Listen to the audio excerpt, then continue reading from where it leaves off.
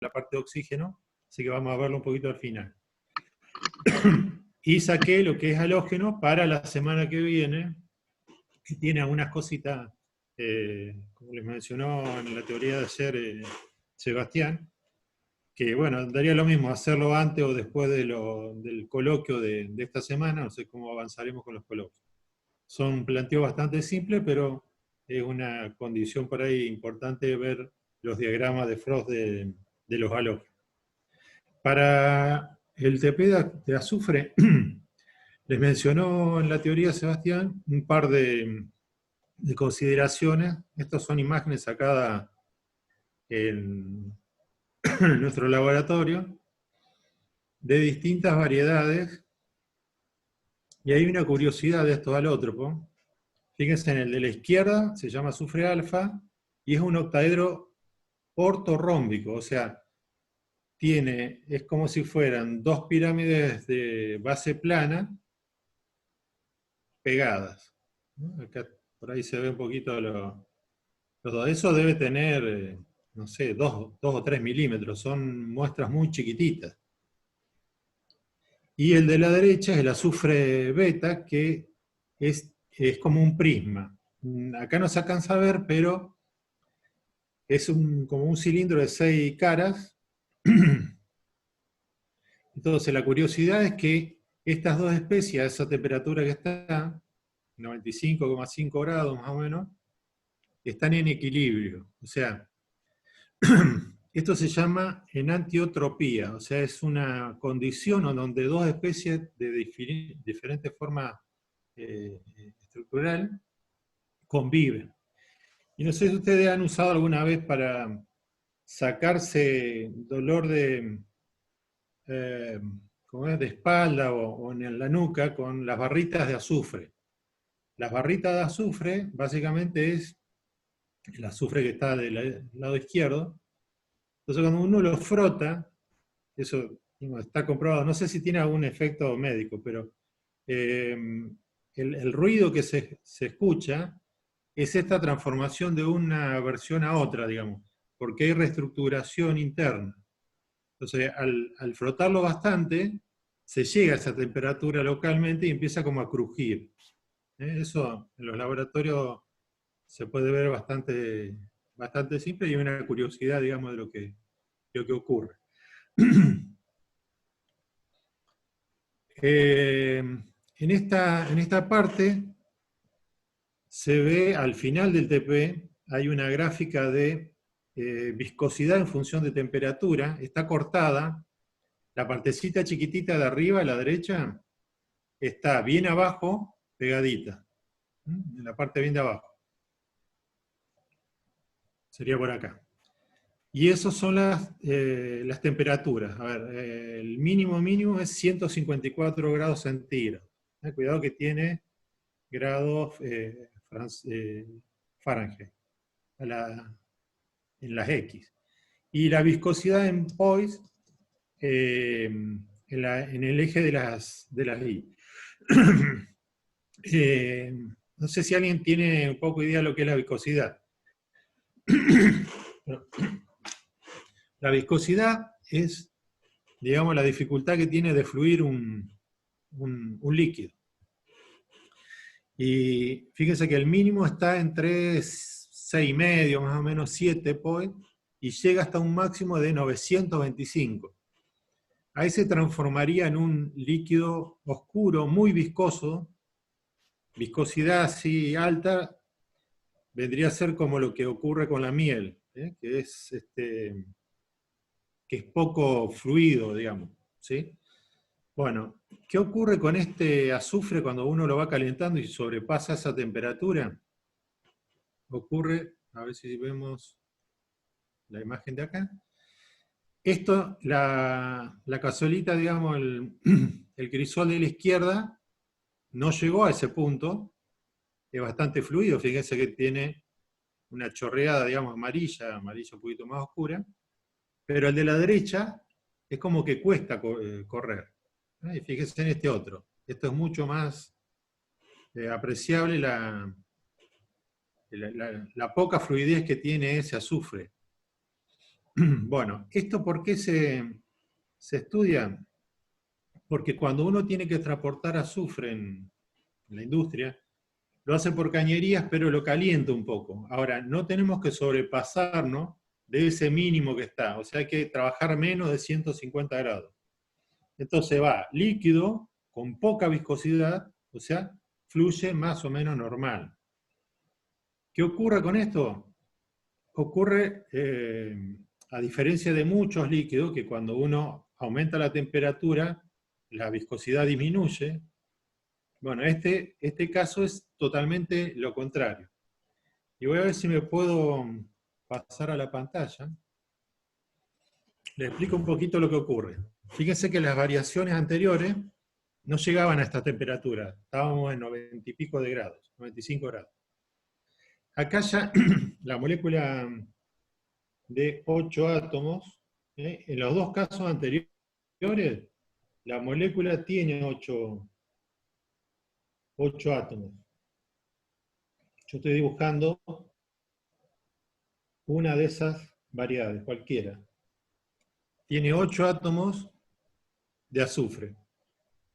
1, 2, 3, 4, 5, 6, 7 y 8. Entonces, ¿qué ocurre cuando va llegando a esa temperatura y empieza a aumentar la viscosidad? Es como que hay varias, vamos a hacer otra.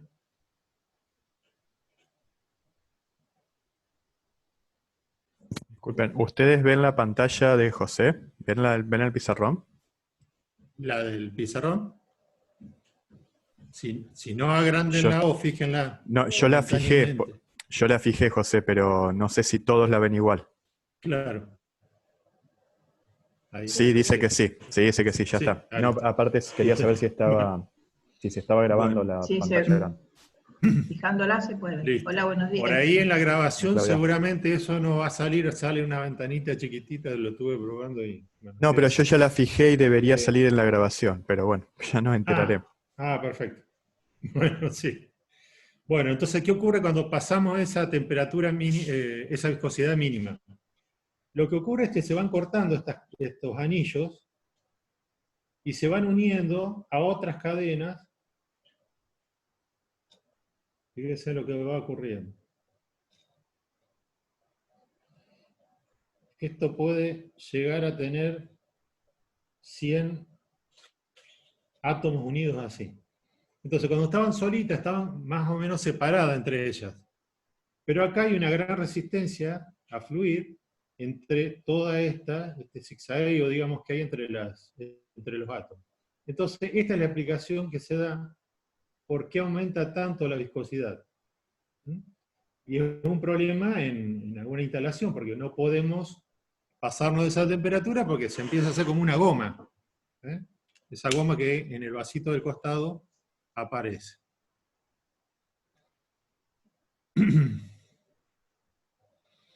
Bueno, esta es una imagen ahí que tienen dos sólidos.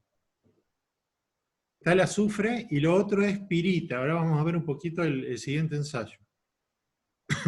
Entonces recuerden, la explicación de este aumento grande de la viscosidad es porque se cortan las cadenas de 8 átomos y se reorganizan en cadenas largas de 100 átomos. Entonces vamos a ver dos reacciones, uno frente a metales y otro frente a no metal, que en este caso va a ser el oxígeno. La primera reacción es poner un poco de limadura de hierro y azufre y va a dar este sólido negro que se llama pirita. Esto se puede obtener en el laboratorio. Hay que tener un poco de cuidado porque hay que arrimarle fuego y puede estar quemándose el azufre. Ahora vamos a ver otra imagen. Voy a intentar hacer un videíto que lo tengo por acá cargado. Y frente al oxígeno, de hecho, si están calentando azufre, tengan mucho cuidado porque genera este gas dióxido de azufre. Es un gas que es el que se describe por ahí en esta imagen, acá esta cucharita de acero inoxidable sobre un mecherito de alcohol está. Ahí hay una llama de color azul. Eso da indicio de que se está quemando azufre. Bueno, eso ocurre nuevamente en en las zonas volcánicas, y es el olor típico de azufre quemándose, ¿no? Los volcanes.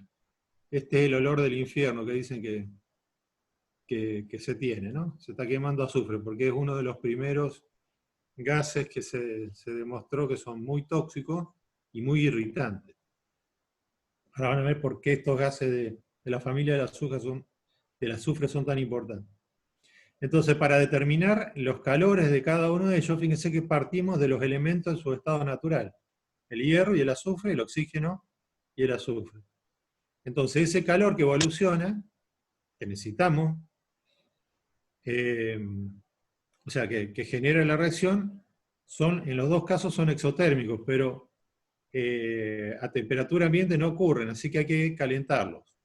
Recuerden siempre que si la termodinámica nos dice que no funciona es porque hay algún inconveniente, en este caso es por energía de activación. A ver si puedo compartirles a ver, un video.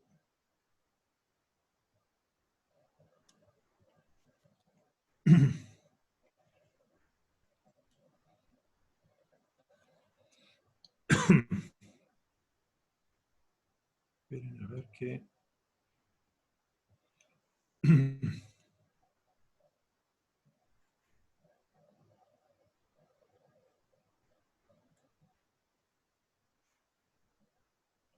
No sé si alcanzan a ver.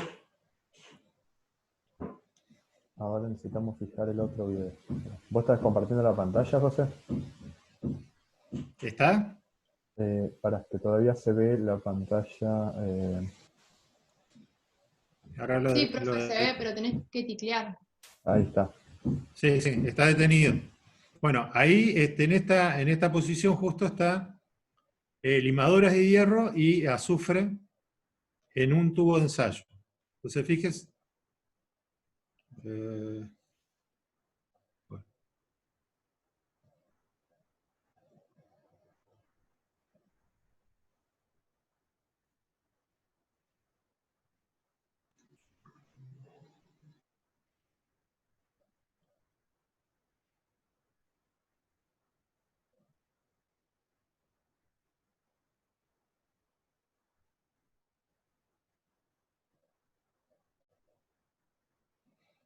Bueno, fíjense ahí, esa llama azul es la típica llama que produce la combinación de azufre con el oxígeno del aire. Porque hay un poco de azufre que se está quemando con el oxígeno. Ese es el gas que da mucho olor, bastante feo. El producto de esta reacción lo vamos a usar para una experiencia posterior. Vuelvo allá.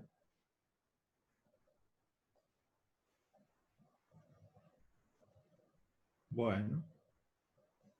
Siguió. Bueno, volvamos a la presentación. Bien, entonces esas dos reacciones son combinar el azufre con un metal y con un no metal. Fíjense lo curioso, con un metal él adquiere o sea, el azufre se reduce, ¿no? Porque el metal se oxida. Y con un no metal como el oxígeno, el azufre aumenta su número de oxidación, o sea, se oxida, y el oxígeno se reduce, ¿sí? Formando el dióxido de azufre. Como para que tengan en cuenta esa gran diferencia. El siguiente punto es armar un tubo con salida lateral y poner ese producto que acabamos de obtener, sulfuro ferroso,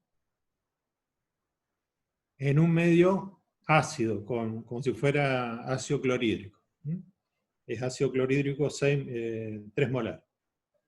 Entonces, lo que ocurre con el sulfuro es que va a tomar esos protones para generar su ácido débil, ¿no? el sulfuro de hidrógeno o sí, como gas. Esto tiene una constante bastante favorecida. Luego se va a poner ese tubo de ensayo con salida lateral burbujeando en un Lermelle que tiene solamente agua. Entonces es muy parecido a lo que ocurrió con el dióxido de carbono. El dióxido de carbono, si lo poníamos en agua, se disolvía. Bueno, en este caso ocurre algo similar. En un tubo 2 vamos a poner un poco de sulfato de cadmio y le vamos a hacer burbujear ese gas. Se va a transformar en un sulfuro metálico, sulfuro de cadmio, que es de color amarillo, bastante fuerte. Ahí tiene la reacción. Y una tercera reacción en otro tubo es poner una solución de permanganato de potasio, que es una solución de color violeta bastante intenso, y al burbujearlo hacer burbujear el sulfuro de hidrógeno, vamos a obtener azufre. Ahora, este azufre no va a tener la misma característica que la barrita de azufre o el polvo en azufre amarillo, sino que como fue hecho en un tubo de ensayo con reacción, digamos, por reacción química, va a quedar como una turbidez blanca. Y el permanganato se va a reducir hasta manganeso más 2. Entonces, fíjense que ahí hay una reacción redox que relativamente es fácil de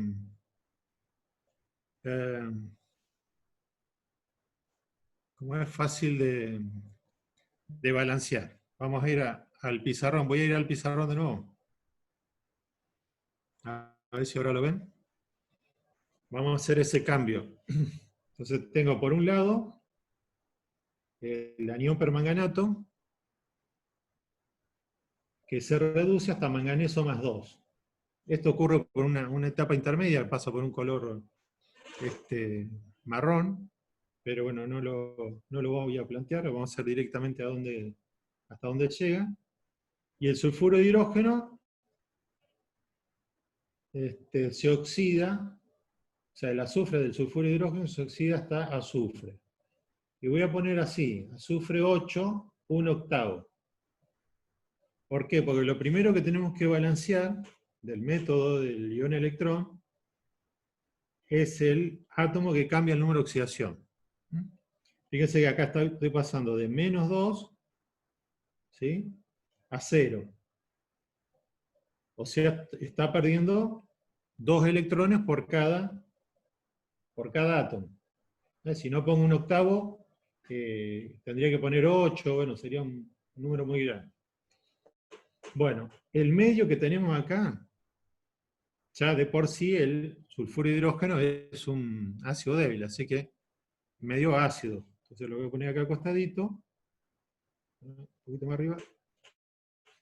El medio para balance es medio ácido. Entonces necesito balancear cargas. Tengo del lado derecho 2 cargas negativas, necesito 2 cargas positivas, porque lo único que puedo agregar de carga es el medio. Esta es una de las maneras de balance, y ahí estaría todo balanceado, porque el hidrógeno automáticamente nos queda balanceado. Ese potencial es negativo, no es muy favorable, pero gracias a que el permanganato es un buen agente oxidante, en la solución de permanganato, la reacción ocurre.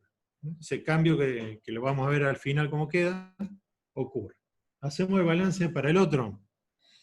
Estoy pasando de número de oxidación para el manganeso de 7. O sea, más 7. A más 2, obviamente, porque es el catión más 2 del manganeso. Hay 5 electrones que tiene que ganar. Entonces lo voy poniendo del lado izquierdo. Uy, 5 dije. 5 electrones.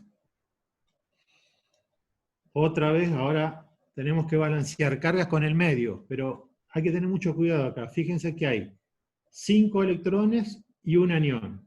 Son 6 negativas. De este lado, del lado derecho, hay más 2. Entonces, para que todas las cargas sean iguales, tengo que neutralizar estas 6, pero sumarle 2, porque hay 2 positivas del otro lado, y un catión. Entonces 6 más 2 son 8. Con 8 protones, del lado izquierdo obviamente, balanceo carga. ¿Estamos? Bien, ¿y ahora qué me queda? Lo único que me falta es balancear la diferencia de oxígeno que hay. Hay 4 oxígenos del lado izquierdo, bueno, necesito 4 de agua del lado derecho. Si está todo bien, esta manera debería balancear automáticamente los hidrógenos que coloqué antes. Acá hay 4 por 2, 8, son 8 protones que tengo del lado izquierdo. Y ahí me quedó balanceado. Bueno, una vez que llegamos ahí, tenemos que tener en cuenta la misma cantidad de electrones de la oxidación que de la reducción. Por lo tanto, a la de arriba la multiplico por 2 y a la de abajo la multiplico por 5. Y ahí empezamos a simplificar cosas. Y ahí daría el total.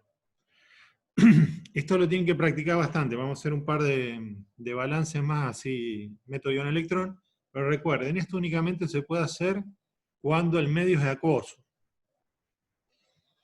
Entonces voy a ver si vuelvo a la diapositiva.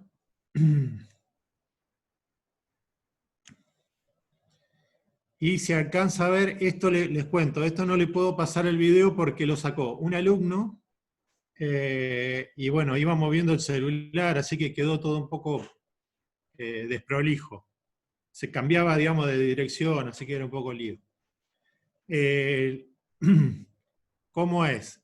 Acá tenemos, no sé si alcanzan a ver el mouse, la indicación, a ver, vamos a poner Sí, se ve. un cosito acá, bien.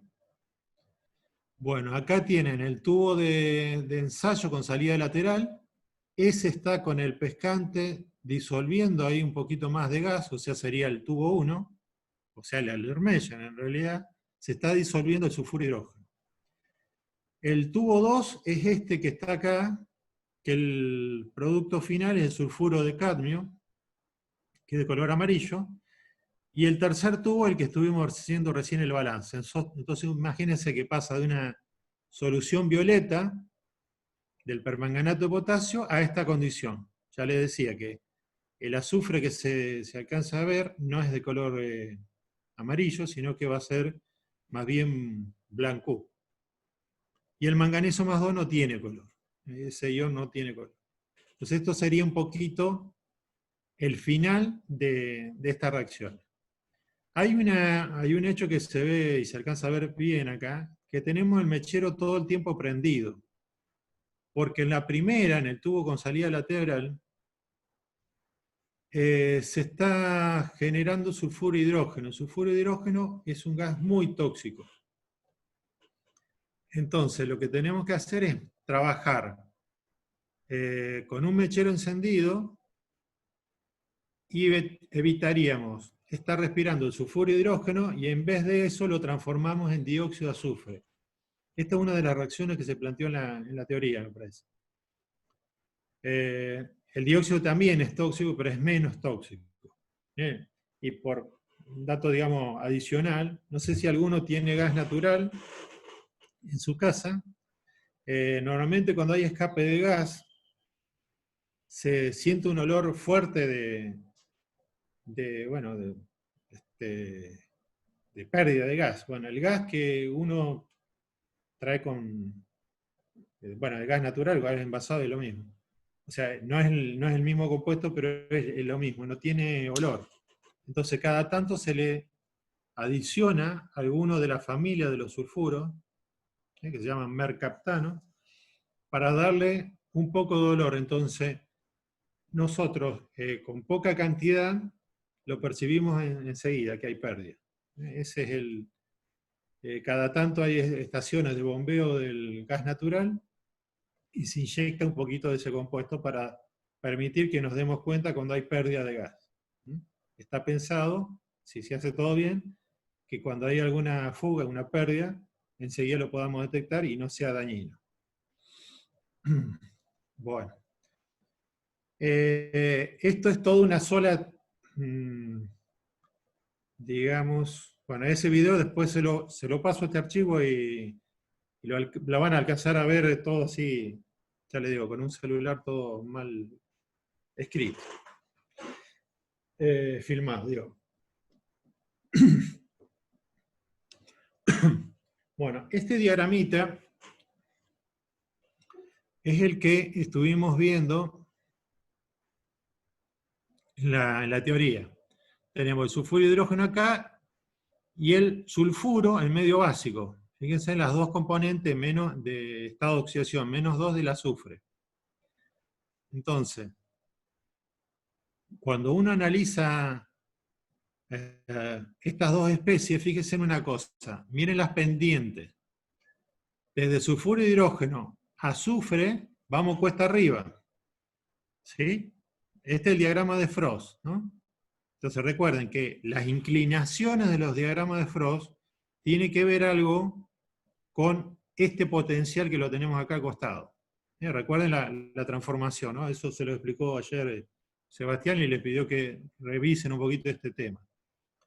Y el otro, que es cuesta abajo en la línea roja, de sulfuro a azufre, tiene un valor positivo. De hecho, se estabiliza a medida que se va bajando. ¿Sí?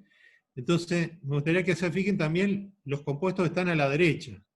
A la derecha hay varios más. Número de oxidación 2, 4 y 6. ¿Sí? Entonces, ahí nos vamos a dar cuenta de un estado de oxidación que el que viene, que es el azufre con estado de oxidación 4, que va a ser dióxido de azufre o anión sulfito. Esto es muy parecido a lo que ocurría con el dióxido de carbono y ácido carbónico, que es ficticio. Bien.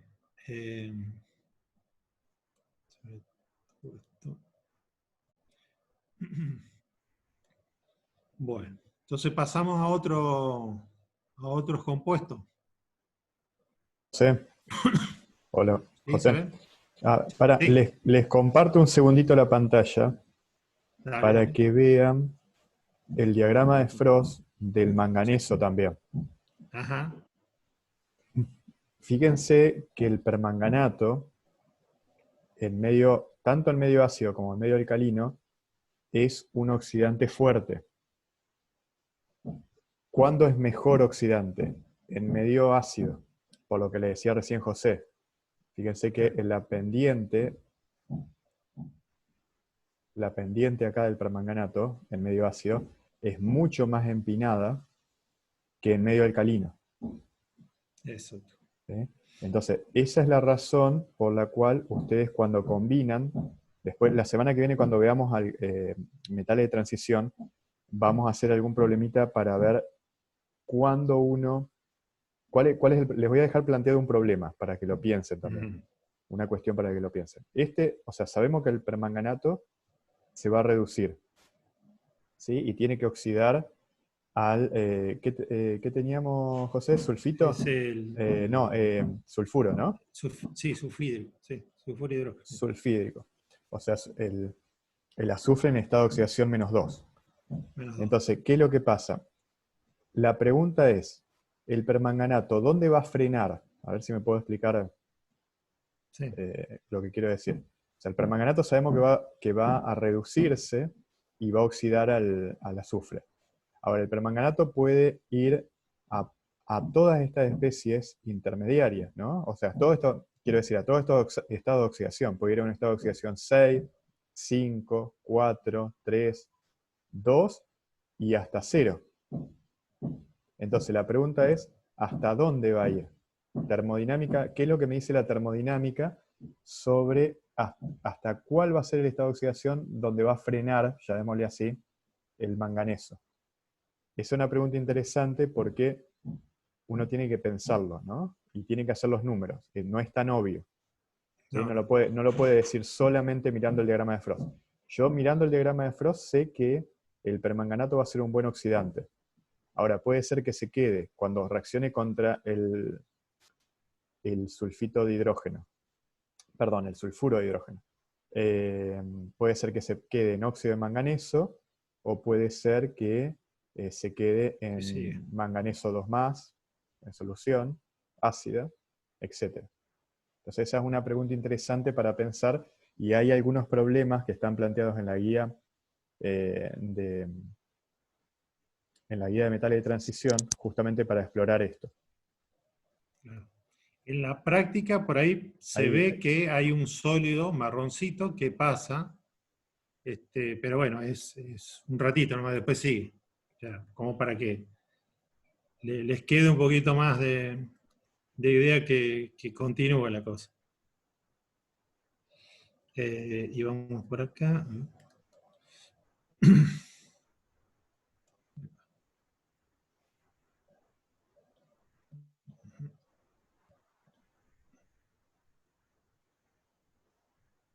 Bueno, estamos ahí entonces.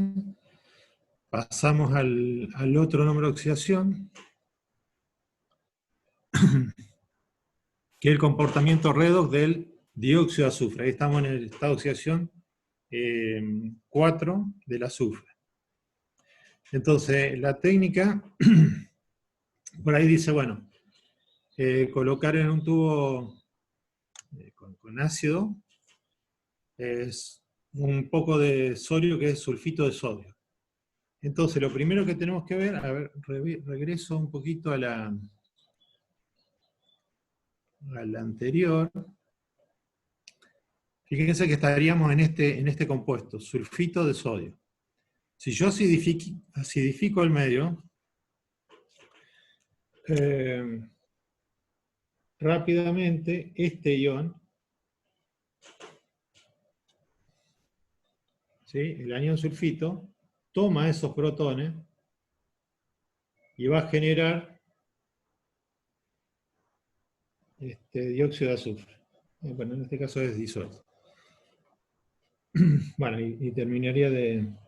Entonces fíjense que hay una transferencia protónica, ¿no? Porque proviene de un ácido débil. Entonces fíjense que todo esto tiene que ver con todas esas ejercitaciones que estuvieron realizando y empezaron a ver en ácido base. O sea, ¿qué pH tiene el sulfito de sodio? Bueno, si uno lo plantea, tiene un pH básico.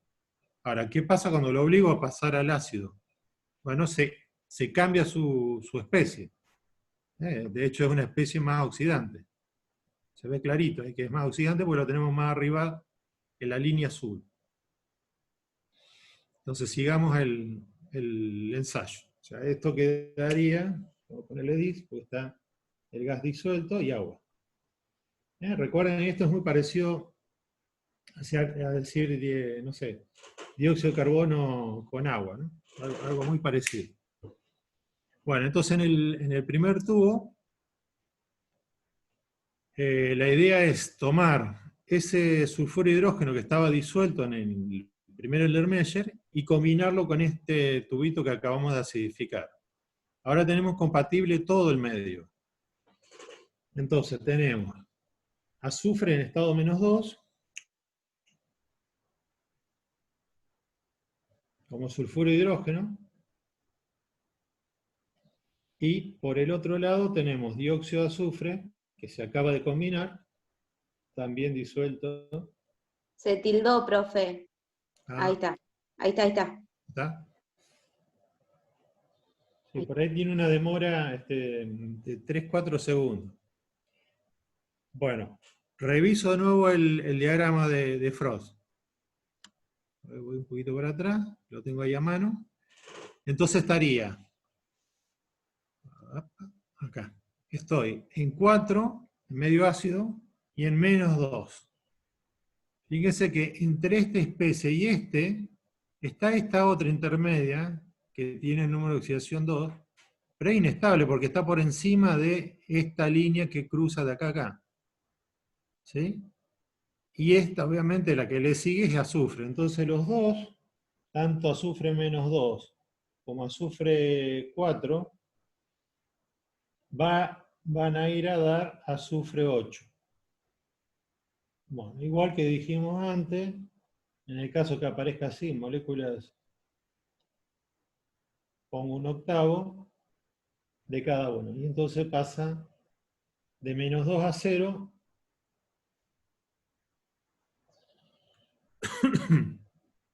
Ahí lo van a tener que terminar de balancear. De menos 2 a 0. Este ya estaba, digamos. Ya lo habíamos planteado.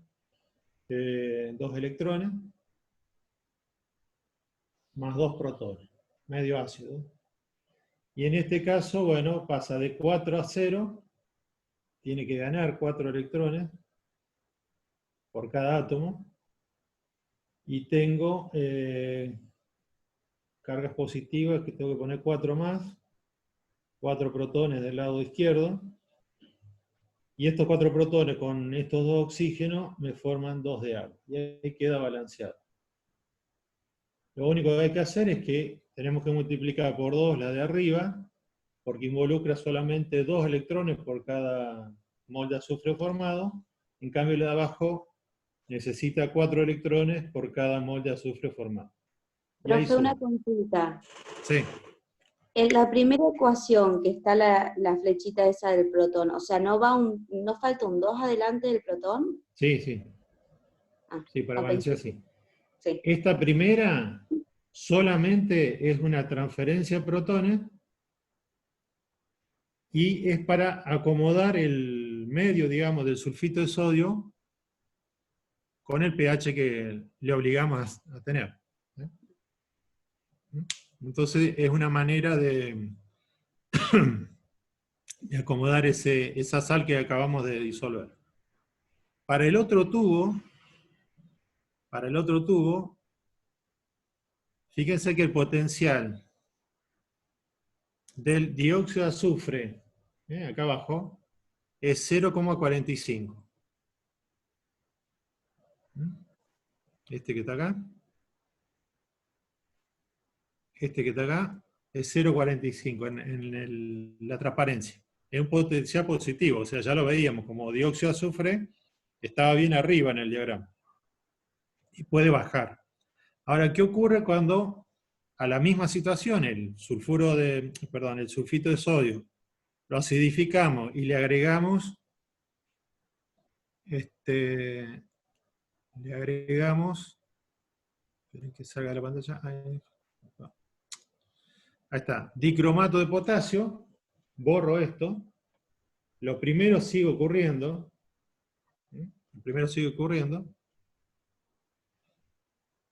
es la misma, pero vamos a hacer el otro balance que es un poquito más complejo. Tenemos dicromato de potasio, ¿recuerdan qué color tiene? Es una solución de color anaranjado, bastante intensa. Bueno, esto no tengo, van a tener que creer un poco, no tengo filmación ni fotos de esto. Es una reacción bastante típica, que bueno, se las debo o cuando retomemos seguramente la vamos a hacer. Entonces el dicromato de color naranja pasaría a cromo 3. Esto también se puede explicar con el diagrama de Frost, mirándolo para el cromo, hasta dónde sería buena tarea también para que combine lo mismo que el dióxido de manganeso, que es un buen oxidante. El valor es altísimo, 1,33. Entonces, el dióxido de azufre que recién estuvimos generando, el medio ácido, ya ahora no se va a reducir. ¿Por qué? Porque tengo un buen oxidante al costado. O sea, lo pongo con un buen oxidante. Entonces se tiene que oxidar. ¿Hasta dónde se va a oxidar? Bueno, lo único que le queda de azufre 4, pasar a azufre 6. 6. Pero como está en medio ácido, déjenme poner hidrógeno sulfato, que es recuerden que el ácido sulfúrico, la primera constante de acidez es alta y la segunda es un poco más baja. Entonces no está formando la molécula de ácido sulfúrico, sino que es hidrógeno sulfato. Y tiene un valor negativo ahí, menos 0,18. O sea, esta reacción ocurre porque el dicromato es bueno.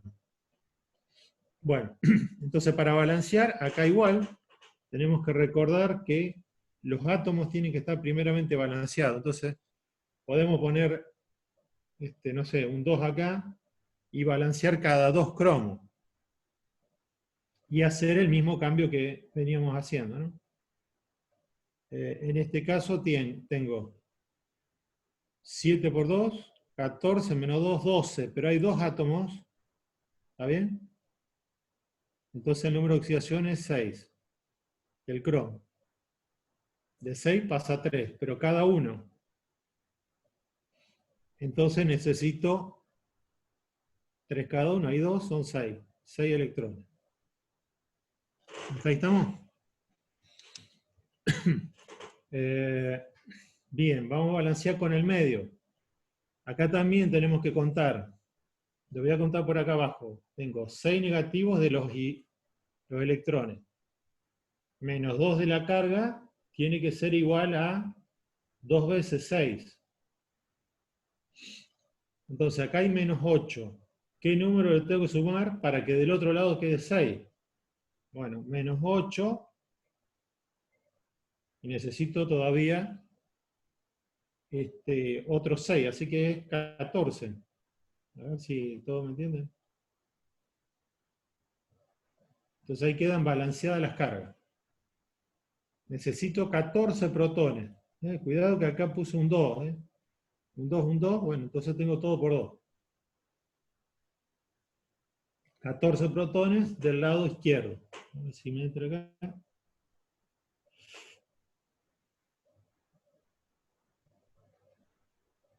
Bien. Entonces, con estos 14 protones tengo el balance de carga hecho, y lo único que tengo que balancear con agua los oxígenos que hay. Hay 7 del lado de reactivo, necesito 7 de agua del lado producto. Y aparece automáticamente los 14 hidrógenos que tengo ahí como protón. Y quedó balanceado. Bueno, la otra es un poco más fácil, porque se oxida de 4 a 6, bueno, por pérdida de 2 electrones.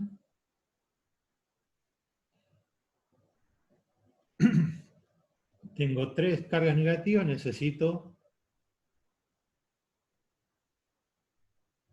3 protones. Quedan balanceadas las cargas. Y la única diferencia que tengo de oxígeno, acá hay del lado derecho 4 y del lado izquierdo 2. Así que necesito 2 de agua. Con esas 2 de agua me aparecen 4 hidrógenos, que son uno que está acá y los otros 3 protones que están acá. Y ahí quedaría balanceado. Lo único que tenemos que hacer es, antes de sumar, la de abajo que pierde solamente 2 electrones, bueno, multiplicarla, bueno, por 3. No sé si alcanza a ver, está medio oculta ahí. Bueno, está al borde, la de abajo por 3, y ahí sumamos. Entonces, repasen un poco lo que son estos balances. Ya a partir de, bueno, carbono, nitrógeno, ya venimos trabajando bastante con este tipo de balance de red. Importante que lo tengan, que tengan bien escrito. Sí, a ver. Ya le respondí, José. Ah, bien, bien. Sí, hago un comentario de lo que está diciendo José. Sí. No sé lo que están haciendo cada uno, obviamente, pero traten de ir trabajando en una hoja, ¿no es cierto? Lo que hace José, vayan trabajándolo usted en paralelo, porque esa forma es más eficiente, me parece, sí. Como ir tomando apunte, ¿no? Claro. No esperen simplemente a tener esto grabado, porque las cosas se aprenden haciendo, y si uno lo ve, simplemente no se graba, digamos, en el recuerdo. Sí, sí. Bueno, entonces, como comportamiento redo acá del dióxido de azufre, recuerden que habíamos pasado al medio ácido. Uno, evidentemente, a través del diagrama de Frost lo podemos ver bien. Como agente oxidante es moderado, o sea, está cerca de 0,5. Los valores de 1 para arriba son buenos, de ahí para abajo no tan buenos, y si son negativos son malos. Malos o mediocres, como está puesto acá. Pero como reductor es bastante malo porque tiene un valor negativo. Y si uno lo mira, claro, porque cuando se oxida al azufre 6, hidrógeno sulfato, tiene que subir, tiene que ir cuesta arriba. En cambio, cuando es como agente oxidante, va pendiente abajo, va hasta azufre. Por eso es tan bueno y de hecho supera el cambio de azufre -2 a 0, que es en el primer tubo. Entonces, por eso en este tipo de diagramita está bueno que lo planteen y que vean las dos cosas. Vean los diagramas de Latimer y también el diagrama de Frost, que es mucho más, o sea, visualmente es mucho más práctico. Eso lo pueden tener o recordar un poco o estudiar con el diagrama al lado, ¿no? Bien. Para los cálculos seguramente se le va a dar esos valores. Los valores de potencial y todo eso van a estar dados. O como un diagrama de Latimer, y ustedes rápidamente pueden generar el de Frost o no. Ya mirando las pendientes, con eso ya sería bastante suficiente.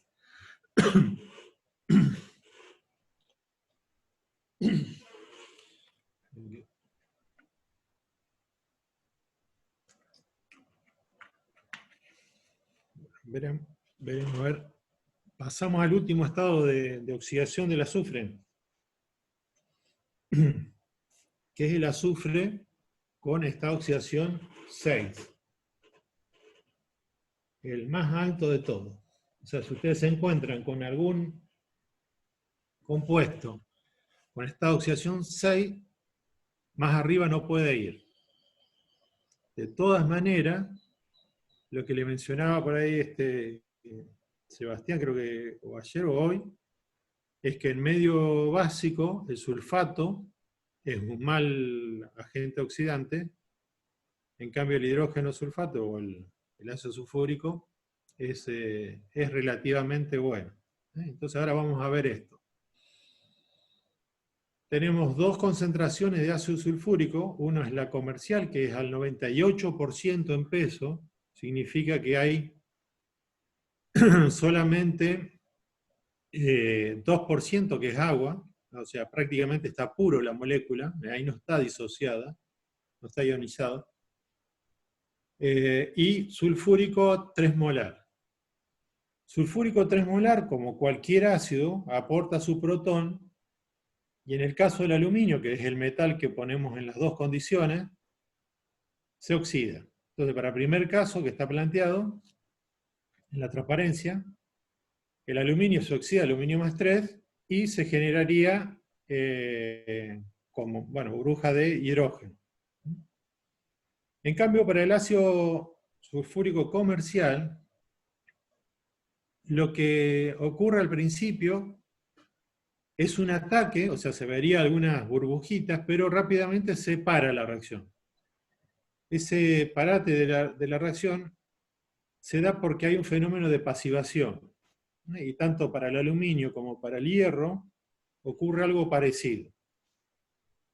El ácido genera un sólido, en este caso, para que como es aluminio se forma alúmina, que se adhiere fuertemente al metal y evita que más ácido se penetre a través del óxido al metal. Entonces se pasiva. Este es un hecho importante porque, a ver, el ácido sulfúrico, ¿no? Recuerden que la producción de azufre, o sea, el azufre que tenemos, o sacado de yacimientos naturales, prácticamente va a parar casi todo a sulfúrico, ¿no? Y eso sirve como subproducto para otros reactivos. El ácido sulfúrico se almacena en tanques de acero, y una vez que ya se pasivó el metal, o sea, se recubrió de una pasivación, ya no lo sigue atacando. Ahora hay que tener demasiado cuidado, porque tiene que estar bien cerrado eso, porque ni bien se empieza a hidratar o se empieza a incorporar agua del ambiente, empieza a disociarse y empieza a manifestar su carácter ácido, como pasa arriba. ¿Sí? El protón de ese ácido fuerte empieza a atacar el metal, sea cual sea. Entonces lo tenemos que tener bien, bien puro. La forma comercial es al 98-99% en peso. Bien, entonces, ¿qué otra actividad podemos realizar con este ácido? Bueno, hay uno que es bastante evidente, que es el que se utiliza sulfúrico comercial como deshidratante. Y acá vamos a ver el final de una reacción. Esta reacción, después le voy a pasar un videíto, en el mismo archivo está puesto, en donde esto parte de un poco de azúcar, serán 1 o 2 centímetros del vaso de precipitado, está puesto sobre una tabla de madera para que no toque la mesada, y se agrega, no sé, 10, 20 mililitros de ácido sulfúrico comercial. Bien, eso, al agregarlo, empieza a reaccionar, se empieza a calentar, empieza a generar todos esos gases que están ahí, monóxido, dióxido, agua, dióxido de azufre, trióxido de azufre. Todos esos gases se empiezan a generar. Y esta es una reacción demasiado exotérmica, no se puede tomar con la mano, digamos, el vaso una vez que arrancó. Este ya está terminado, pero se verían todos esos gases, sobre todo vapor de agua, que se esté desprendiendo de esa capa, de ese residuo carbonoso. Eso queda como un cilindro, como una esponja de carbón, bien grande, aumenta mucho el volumen. ¿Qué ocurre? Lo que está haciendo el sulfúrico es extraerle moléculas de agua al azúcar. La fórmula mínima del azúcar tiene 6 átomos de carbono, 12 de hidrógeno y 6 de oxígeno. Entonces le va extrayendo moléculas de agua, combinándolas, y queda un residuo solamente carbonoso, o sea, solamente queda carbón.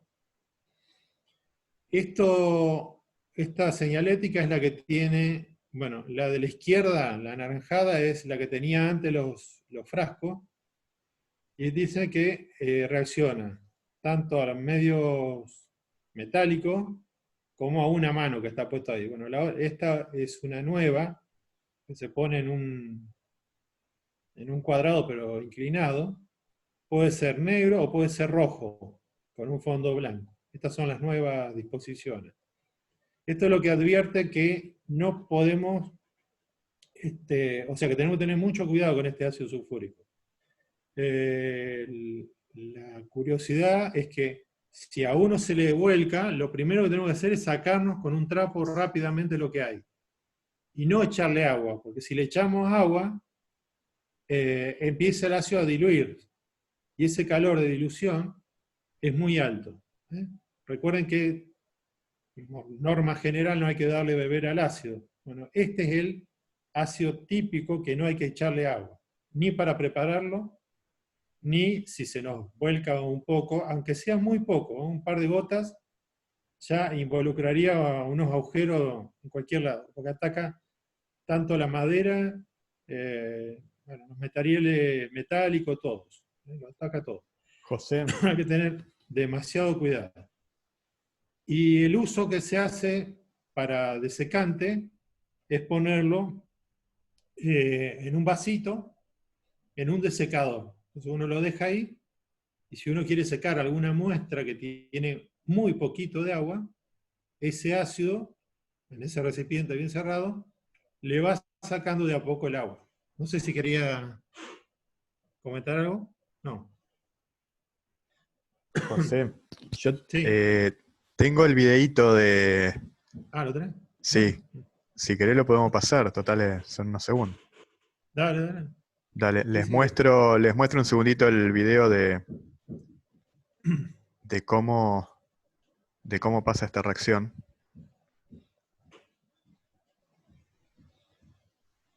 A ver si me deja.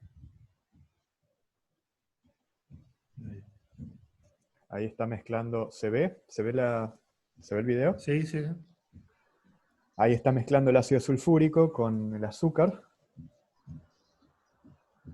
Fíjense cómo ya se puso negro, empezó a reaccionar y ahora lo deja.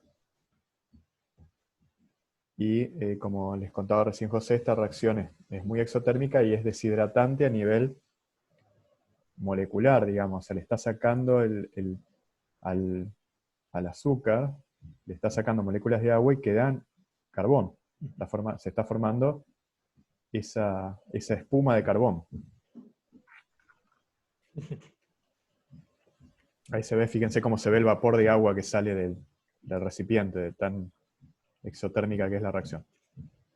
Y se expande, aparte por el propio vapor y las moléculas gaseosas que van saliendo, se expande y queda un sistema de carbón, pero poroso, como una espuma de carbón. Bueno. Sí, una acotación, que el ácido sulfúrico en química analítica también se puede usar a favor. Supónganse si tienen alguna muestra, nosotros lo usábamos mucho en el tema de cuando hacíamos los análisis de PCB de los aceites de los transformadores eléctricos que están en la calle. Ajá. Lo que hacíamos era agregar ácido sulfúrico a propósito para quemar toda la materia, digamos, orgánica que hubiera en el aceite, y de esa forma después, con un solvente, extraer el analito que nosotros queríamos, que era los PCB, ¿no? Entonces en ese caso lo usábamos para eso, para directamente quemar todo lo que nos estaría molestando o nos estaría después haciendo algún tipo de interferencia en el cromatógrafo. Claro. Bárbaro. Bueno, y ahí creo que es una de las últimas. Ah, sí, sí. Bueno, a esta guía de trabajo práctico le incorporamos este sistemita. Es un sistema que plantea el Atkin como problema de resolución. ¿Cuál es la idea? Que este diagramita así de flujo, digamos, sería de tipo de reacciones, ustedes lo vayan completando. Entonces, fíjense que parte de este central, que es el azufre, y de ahí van saliendo el resto. Entonces, para acá es A, B, C, D, E y F. Fíjense que todas estas reacciones están planteadas en el libro. Traten de buscarla, y lo único que tienen que completar es decir, bueno, el compuesto A está, el compuesto B. En este caso, lo que estuvimos viendo hasta ahora, hicimos del azufre con el oxígeno dar el compuesto F. El F sería el dióxido de azufre, ¿sí? Que lo estuvimos viendo hasta ahora. Entonces traten de completar, no son muchos, hay que buscar dentro del libro ese tipo de reacciones, y fíjese que es una buena manera de tener en pocos renglones, en una filmina muy, muy cortita, muchos de los comportamientos que se plantea para el azufre y sus compuestos. Entonces, esto está bueno como para estudiar. Se los dejo ahí como... Sí, complétenlo y acuérdense lo que siempre hablamos. Ustedes no tienen que adivinar qué les tienen que dar. Ustedes tienen que ir al capítulo del libro y ver qué pasa si yo hago reaccionar, por ejemplo, azufre con un halógeno. ¿Qué compuesto puedo tener acá? Si hago reaccionar ese compuesto que tengo acá con amoníaco, ¿qué es lo que puedo tener como producto? Todas estas respuestas están en el libro. Entonces, esto es una forma de forzarse a ir al capítulo y leer y entender. ¿Sí? Por eso están buenos estos ejercicios para practicar y para aprender. Por las dudas, no se confundan, esto es azufre y las Sí, otras letras son incógnitas, ¿no? por eso dice identificar A, B, C, D, E y F, y el S es azufre, ¿no? Sí, pues después preguntan. Se puede hacer como una confusión. Bueno, Bien, entonces pasaríamos a la otra parte, los que nos quedaba de oxígeno. El oxígeno estuvimos viendo bastante, y voy a hacer un repaso muy rápido, que es un análisis muy parecido a lo que se hizo con el hidrógeno. Nada más que ahora partiendo de el oxígeno, estado -2, ¿sí? -2, ¿cómo podríamos obtener oxígeno en estado 0? O sea, dioxígeno. Entonces, si uno plantea pH igual a 0, esperen que me quedó ahí. Si uno plantea de pH igual a 0, el que provee oxígeno en estado -2 es el agua. Bueno, el agua que se oxida a oxígeno 2, está planteado ahí la semiecuación de oxidación, tiene un potencial de menos 1,22 estándar. Entonces, ¿cómo hacemos esa funcionalidad de potencial corregido por NER? Bueno, planteamos NER. Acá recuerden que estoy escribiendo, lo hago bastante resumido porque es un trabajito que ya hicieron con hidrógeno. Estoy escribiendo el logaritmo decimal, todo lo que era constante Faraday y todo, bueno, todos los números de la E, lo condensé en 0,059 y me queda básicamente hasta acá expresado según lo que se ve. Lo que se ve como producto, o sea, lo que va arriba es la presión parcial del oxígeno elevado a la 1/2. Si trabajamos a presión atmosférica, 1 elevado a la 1/2 es 1. Tenemos 2 veces los protones, así que es la concentración de protones al cuadrado, y el número 2 de electrones iría el N de acá. Como reactivo tenemos agua, sería la fracción molar del agua, que en este caso es 1, por ser el solvente. Si vamos un paso y bueno, ponemos número de estos dos, me queda algo así.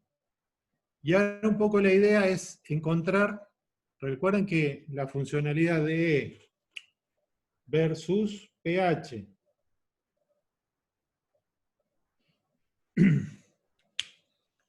Entonces, ahí tomo este signo negativo de acá, el 2 con el 2 se me va, lo pongo acá dentro del paréntesis y ahí me aparece pH.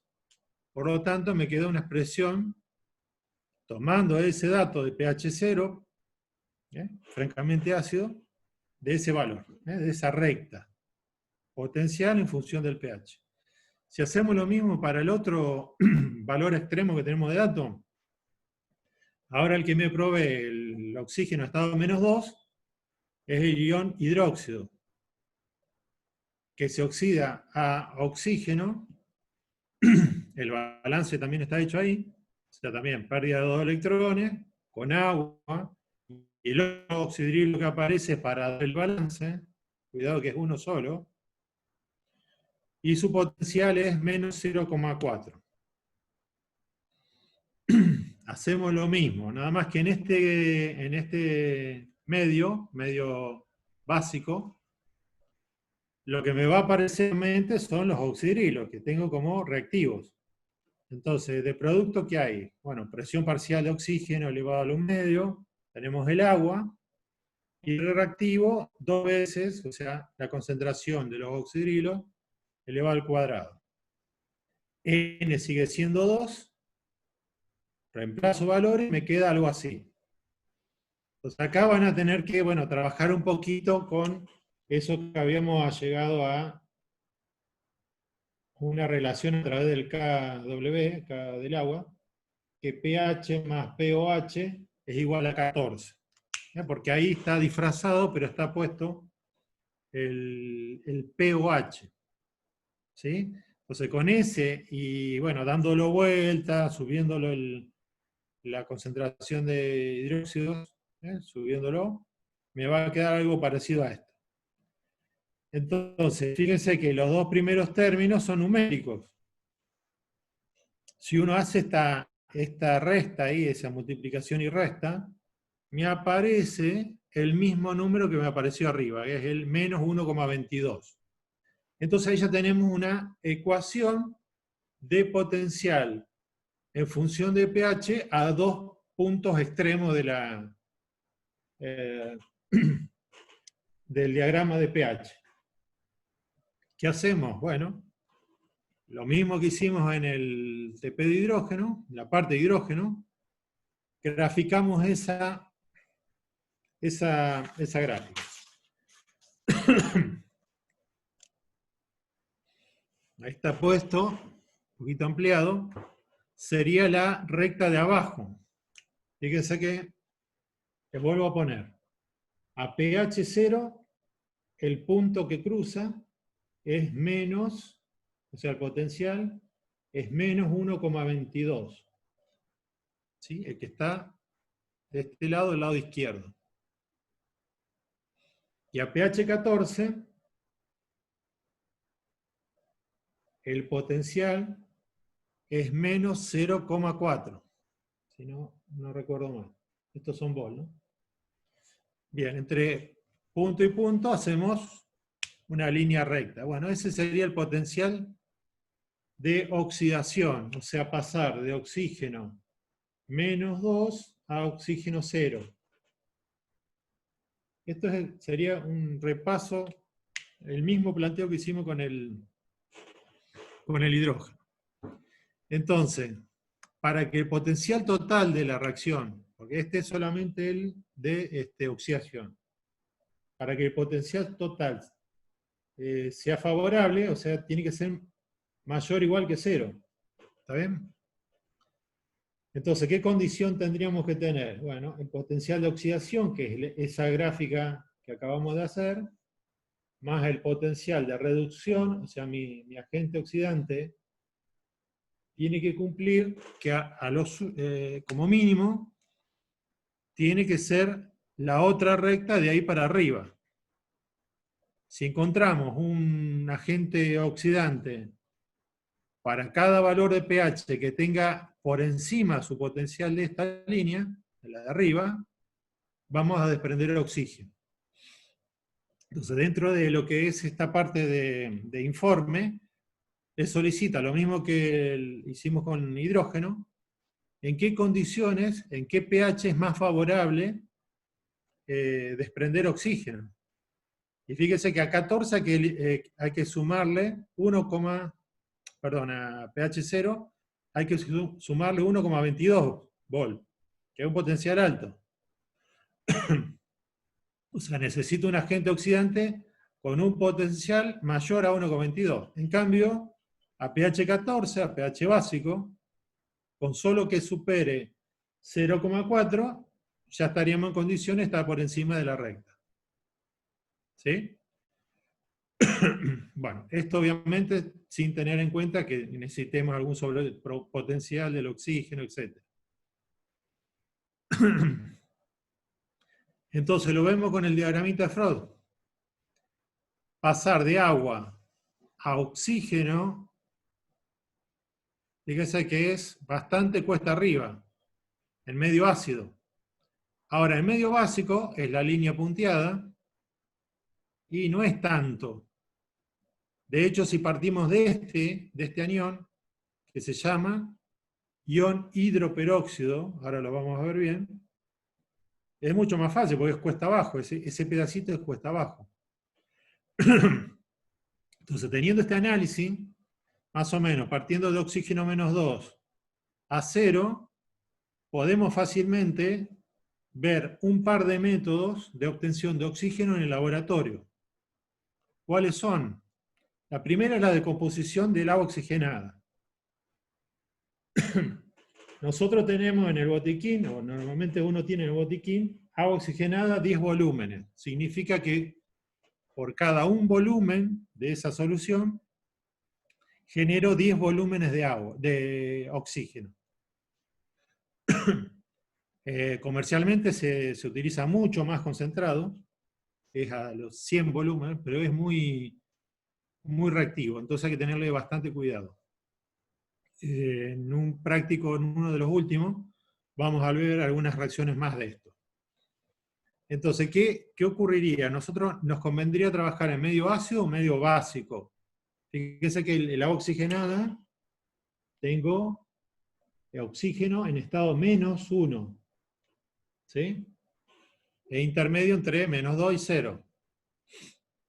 O sea, estaríamos acá. A pH 0 o pH neutro, este agua oxigenada está así. Ahora, como dice la técnica, dice, bueno, agregar agua oxigenada a un tubo que tiene hidróxido de sodio. Si mal no recuerdo, es 10 volúmenes de agua oxigenada a hidróxido de sodio 3 molar. Bueno, lo primero que ocurre es que, obviamente, el agua oxigenada, a cambiar de medio, bueno, se transforma. Hay un cambio de protones. Fíjense que este está haciendo una transferencia protónica. O sea, está perdiendo un protón. Por lo tanto, si se queda con un protón menos, me queda como ion hidroperóxido. Y el oxidrilo tomó ese protón y genera agua. No es una constante muy favorable, pero el medio básico es más estable. Fíjense que es más estable como ion hidroperóxido en la filmina. Bien.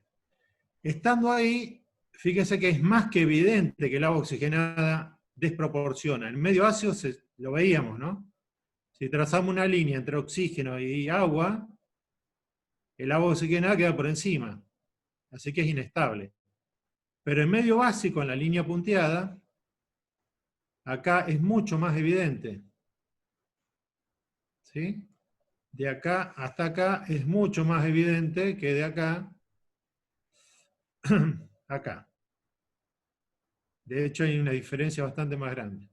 Entonces resulta más inestable el agua oxigenada, o sea, el ion hidroperóxido en medio básico, que es lo que plantea este método de obtención oxígeno en el laboratorio.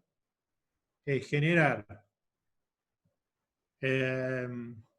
oxígeno en medio básico. Una desproporción. Entonces, el ion hidroperóxido, por un lado me da oxidrilo, o sea, se reduce a oxidrilo, y por el otro lado, el mismo se oxida. Bueno, esto me parece que es bastante fácil de plantear. Pasa de -1 a -2. Este pasa de -1 a 0. O sea, hay un electrón de cada lado. Pero el medio, recuerden que habíamos colocado hidróxido de sodio. El medio es básico. Entonces esto se lo dejo para ustedes para que lo practiquen. Acá hay una pequeña imagen de una reacción de este tipo. ¿Cómo está determinando ahí que hay oxígeno? Básicamente poniendo un fósforo encendido y el fósforo se vuelve como a avivar, ¿eh? Se enciende de nuevo. Estaba como una brasa y se enciende. Lo que ven negro abajo es dióxido de manganeso, que en este caso el dióxido de manganeso se utiliza sólido negro, lo utilizamos como catalizador. Porque esto es favorable, el valor, la suma de los dos es favorable, pero tiene un impedimento cinético, y con el catalizador se acelera un poco la reacción. En el último práctico vamos a hacer esta misma, pero con otros tipos de catalizadores. Eso se lo había mencionado Sebastián la otra clase anterior. Entonces, este es uno de los métodos de obtener oxígeno en el laboratorio. ¿Cuál es el problema? Es que es poca cantidad, y por ahí necesitan agua oxigenada de una concentración un poco alta. Pero bueno, es factible. Otro método, que tengo un pequeño video, es hacer una descomposición térmica. creo que en química general hicieron algunas ejercitaciones de descomposición. Básicamente lo que hacen es calentar una sal oxigenada, en este caso es el permanganato de potasio, lo voy a volver a escribir sobre la pizarra del costado. Entonces, fíjense que esto es solamente en un medio no acuoso, o sea, es sólido. Y da el primer compuesto, que es el manganato de potasio. Ahora vamos a ir poniendo los, bueno, son todos sólidos, salvo el último, obviamente, que es el oxígeno.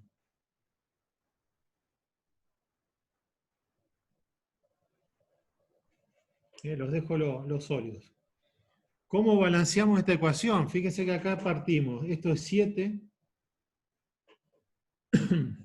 Este es 6. Este es 4. Y este es 0. Entonces, ¿qué tipo de reacción hay acá? Es una reacción redox. El manganeso se reduce a 6 y a 4. Y el que se oxida es uno de estos oxígenos, uno, en realidad dos de estos oxígenos, se oxida de -2 a 0. Pero es todo en medio no acuoso, así que método ion-electrón acá no podemos. Esta es la oxidación y estas dos son reducciones. En simultáneo pasa esto. Entonces acá el balance, bueno, va a tener que ser por tanteo. Si nos fijamos, hay 2 manganesos, uno en cada fórmula. Bueno, pongo un 2 y reviso. Hay 2 potasios, están los 2 acá. Hay 8 oxígenos, de los cuales 4 están acá, 2 están acá y otros 2 están acá. Y ya me queda automáticamente balanceado. En este caso resulta bastante simple, pero a veces no es tan simple. Entonces recuerden, método ion-electrón, para este tipo de casos no lo podemos hacer.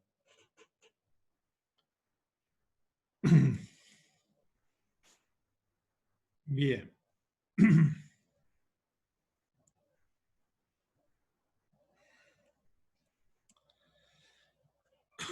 A ver si... Bueno, esta es la reacción. Acá también se plantea poner una varillita, así que déjenme un poquito a ver si alcanzo a compartirle eso.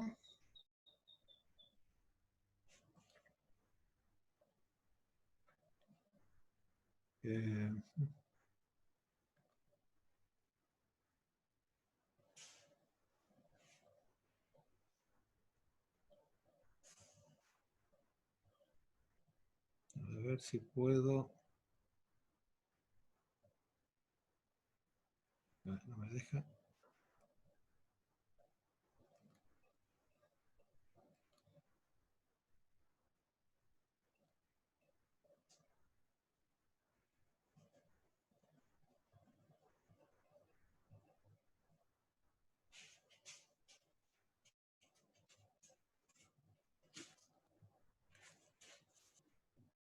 ¿Se alcanza a ver el video? Yo no lo veo. Ahora sí. Ahí sí. Ahora sí. Ahí está. Sí, por ahí demora como un poquito largo. Sí, son 2 minutitos. Bueno, está echando con una espátula, fíjense en la advertencia, ¿no? No hacer en casa. Y lo va calentando, fíjense que ahí ya se está desprendiendo oxígeno. Ya se ve que hay, ¿ven ahí? Hay una subida rápida del polvo que tiene abajo, es permanganato potasio, es lo mismo.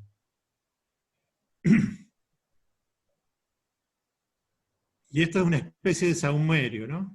Esos palitos que dan olor.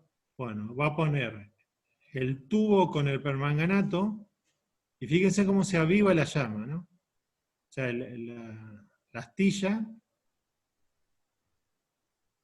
lo mete apagado y ahí se alcanza a ver muy bien.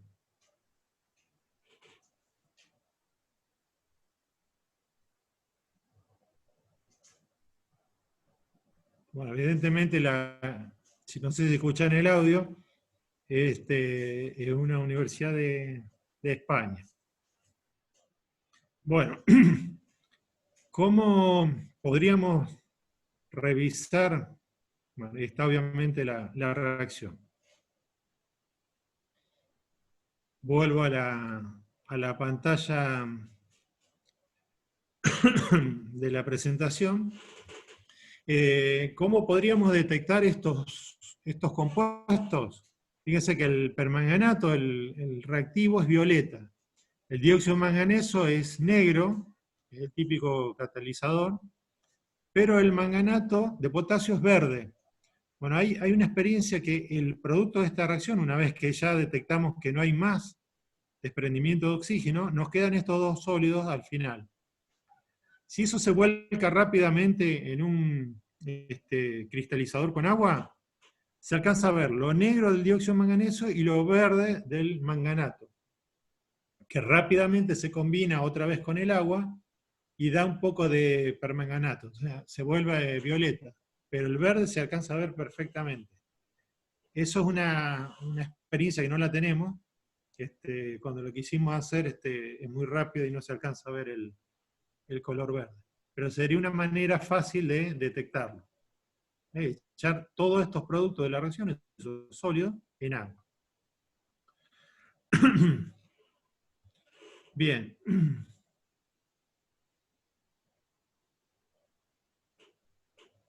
Vamos a la parte que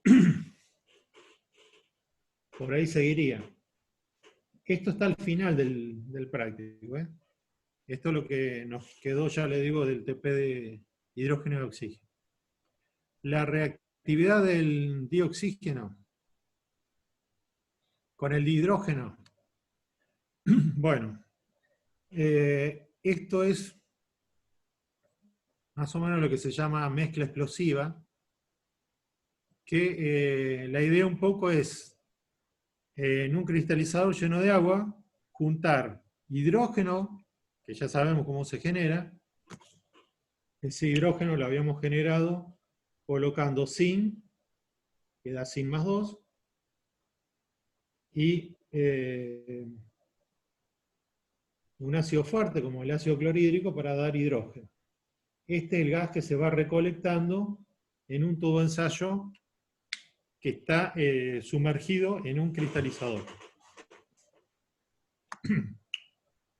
Ese tubo de ensayo, una vez que colecta el hidrógeno, imagínense que tengo un tubo, y va desplazando el agua que tengo acá adentro, y voy guardando el hidrógeno ahí adentro, en el tubo invertido. A ver si se alcanza a... Esperen que está parado.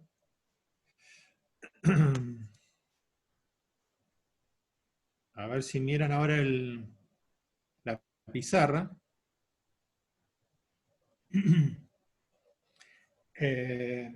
Este sería el tubo invertido. Este es el hidrógeno que estamos generando en un tubo con salida lateral. Y lo vamos recolectando dentro de un crisol, de un cristalizador lleno de agua. Entonces, a medida que va generándose, lo vamos recolectando en este tubo que estaba lleno de agua, y lo mantenemos así en posición vertical, con la boca para abajo. Cuando se lo arrima a una llamita de un mechero encendido, ese tubo mezcla un poco de oxígeno del aire con el hidrógeno y produce esa reacción que tienen plateada en la filmina. Esa reacción, básicamente acá el alumno también lo sacaron con un celular.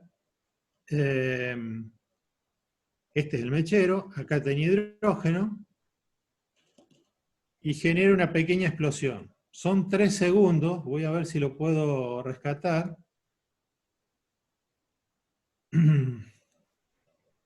Y se los comparto. A ver si lo puedo...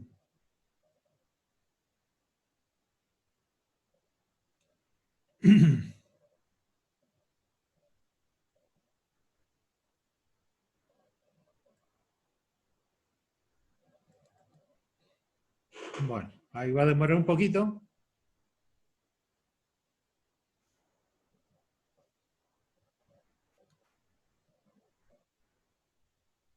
Lo tenemos acá.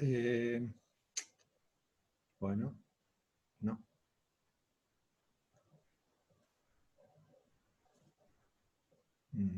No, lo voy a poder. A ver ahí. ¿Lo alcanzan a ver ahora? Ahí está como cargando. Sí, No, pero no. me salta otro. O sea, Ahí ya pasó sulfuro de hierro. sí, me salta otro, no sé. No. Bueno, si no se los dejo. Esperen, lo voy a parar. Se los dejo para el archivo.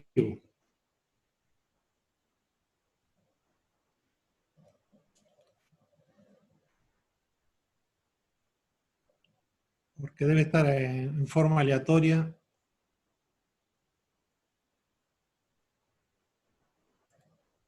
Bueno, tengo un lío de ventanas acá. Bueno, creo que ese es parece que es la última. Total, está acá.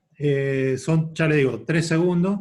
Si le piden a su reproductor de video que lo pase continuamente, van a ver 3 segundos que el alumno levanta el tubo de ensayo con hidrógeno hasta el mechero y produce una pequeña explosión térmica.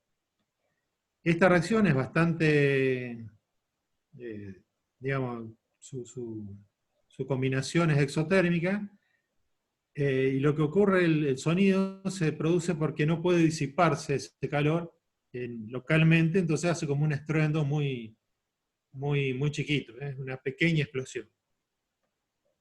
No alcanza ni siquiera a romperse el tubo. Creo que este es el último, la última diapositiva. Sí.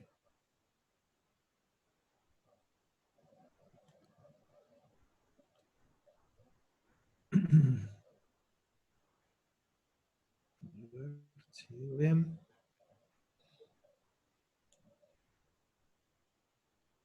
Sí, bueno.